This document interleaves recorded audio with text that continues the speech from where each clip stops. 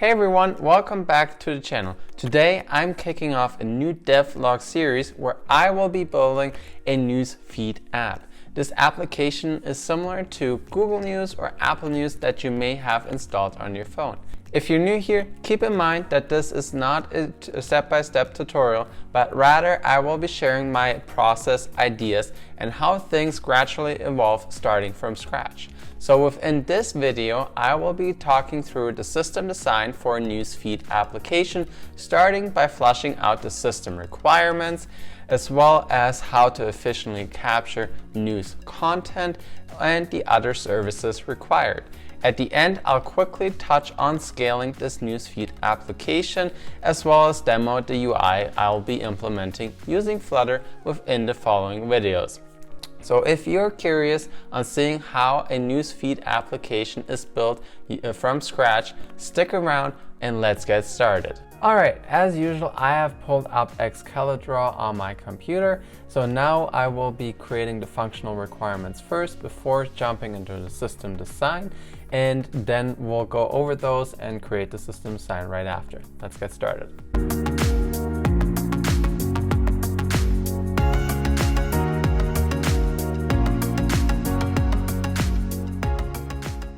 Alright, so I've created the system design for our Newsfeed app. It is rather simple, so if we take a look out here, the first core requirement of the app is to basically scrape the web for any news. The idea here is that we have to have some way to actually create news within our application that we can serve to users. There are several ways this could be done. It could be by requiring publishers to upload articles to our service, but I think we will use a web scraping approach instead. So as the next requirement here, basically we want to have users want to be able to subscribe to news topics. The idea is here that some users are maybe interested in technology, whereas others are interested in politics, whereas others are interested about businesses, and we want to make sure it is a personalized experience to the specific user. With that in mind, our next core requirement is to alert users on breaking news. So if there's anything else that is major happening that they are supposed to know about right away, we want to make sure we send them a push notification on their phone. Similarly, users want to be able to search for news. While it is great to look through popular news or specific topics, it might not get what they want, so they want to also be able to search for news. And then, of course, users might want to be able to save articles that they don't have time to read at this very specific moment, but don't want to lose and want to get back to easily. So that is why they want to be able to save those news articles for later. Out of scope, of course, we have touched on this already a little bit. Publishers can upload new news articles to our service. I consider it out of scope because we currently decided to use a web scraping approach for our application, at least for an MVP. If we were larger, then we could look to shift this implementation or even have a direct connection to their website to be fed the news at the minute it comes online. Similarly, history for read articles is considered out of scope, as well as account management. So with that in mind, let's now create the system design and talk about scaling afterwards.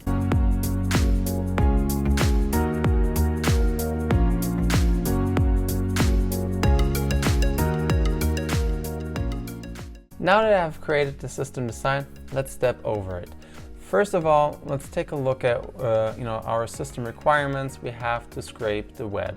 So with that in mind, it makes sense to have its own dedicated service that can function independently of any user on the platform to actually scrape the web.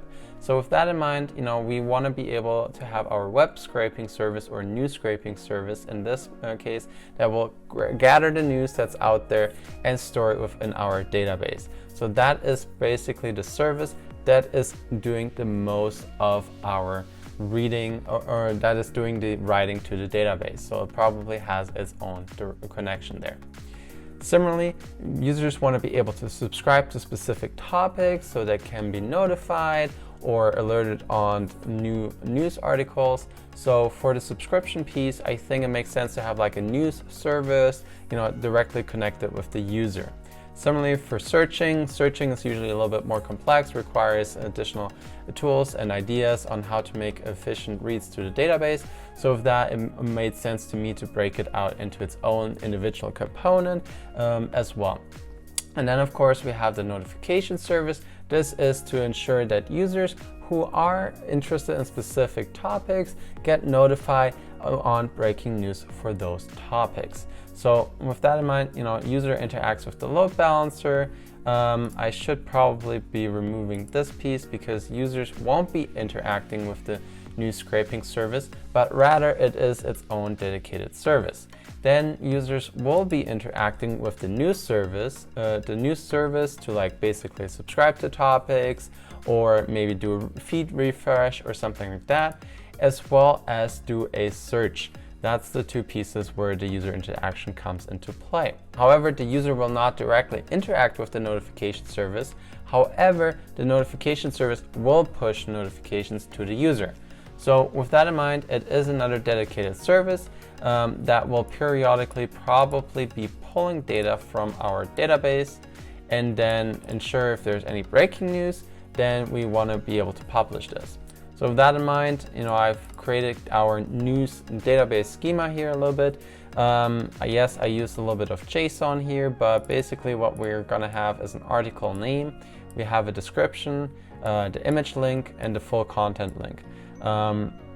Now, we probably also want to add something in, say a topic, and is breaking news, so that we can derive our other actions that need to be completed. With this in mind, the idea is here we don't want to store the full article as we're scraping it from the web.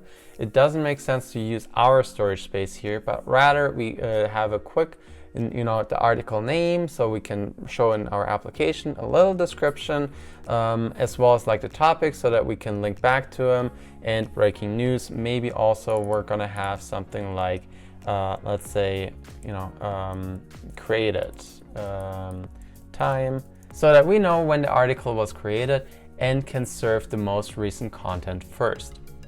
So with that in mind, I think we have a good understanding of how the system will interact together. So let's talk about scaling next, because yes, I do have one database here, but a lot of components are interacting with it. So what I will actually do is I will create a new database out here and say news, this is the news database, and we can make this a little bit smaller. But essentially the idea is that this is for writing, and then we could say news database read replicas here. So read replicas. So the idea in the read replicas is that we will periodically be refreshing it, have one master database that gets written to, and then everyone else is accessing the read replicas, where we can have multiples, so it makes it more efficient and less stress on their database. The idea here is again that we are accepting eventual consistency. This means eventually all news articles that we found are going to be accessible to users. It probably is better to do eventual consistency than trade off on availability, because what if users want to come into the app, they should probably still be able to look at the older content, even if it is not 100% updated just yet. So that is one piece to keep in mind on the data end. For scraping, we could have multiple services working on different websites. So we could just easily replicate the scraping service and have it run on a cron schedule. The biggest piece I think that we would have to scale is actually either the search or the news service. However, I think we can do this a little bit better by actually caching content on the user's CDN network. Why do I say CDN? So we'll be creating a CDN out here to have it cached. And the reason is because the content the user's interested will vary by country. If a user sits in Europe, they're probably more interested in content containing to Europe. If a user sits within the US, they're probably more interested in content pertaining to the US. So if we think about this, the news between all the various countries will vary, so it makes sense to have it cached locally to the user. Of course, we have to look at the UI as well. So if we think about having featured articles or breaking news on top, those really make sense to cache. Maybe some of the content is more popular than others. So, if there's some country that is really heavy into technology versus politics, or there was just some breaking event, we could cache those items as well. And then it makes sense for users to be able to quickly access the content versus having to constantly go through our news service or searching for items. Similar goes for the notification. If we just pushed out a breaking news notification, it makes sense to have that actually cached within our system. So we probably want to have something like this implemented as well, so that we are aware of where the content goes. Alright, so I think that should wrap up the system design component of our Newsfeed app. And with that in mind, let me pull over the UI real quick that we will be implementing using Flutter, and then we can step through that. So out here, we have a Newsfeed application that we're trying to implement. Essentially, this is going to be our home screen where we will have breaking news on top and basically an infinite scrolling slider out here, basically a carousel item. Then we're going to have recommended items on the bottom. What I think we'll do, sandwich in between instead of just recommended, we're going to pick out this topics list and place it in between so that we can actually say all, which is probably just going to be featured content, and then have specific topics like politics, sports, education, technology, whatever the user wants, they can select it, and that will change the content down here.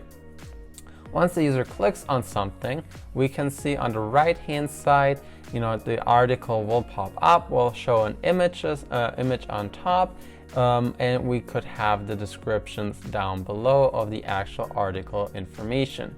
Now, I know we just sort the link of our full content, so this could, either what we could do is we push the user over to the actual news website, which I was thinking originally, or we could, use another scraping technology to actually gather the content on the website and display it within our apps. But that requires additional storage probably, especially on more popular articles, so that we don't have to scrape it over and over again. However, just pushing the user using an MVP approach might be fine as well. So that is going to be our simple user interface. And if you are curious for the next implementation, make sure to stick around. And that wraps up the system design of our Newsfeed app. We've gone over the core requirements of our Newsfeed application, demoed how some of the critical components within our application will function together, and explored ideas on how to make this app responsive, scalable, and user-friendly. So if you don't want to miss how I will be creating the UI screens and interactions using Flutter, make sure to subscribe to the channel. And if you have any thoughts, ideas, or even suggestions on future apps I should be building, feel free to leave a comment below. And with that, I want to say thank you so much for watching, and I'll see you in the next video.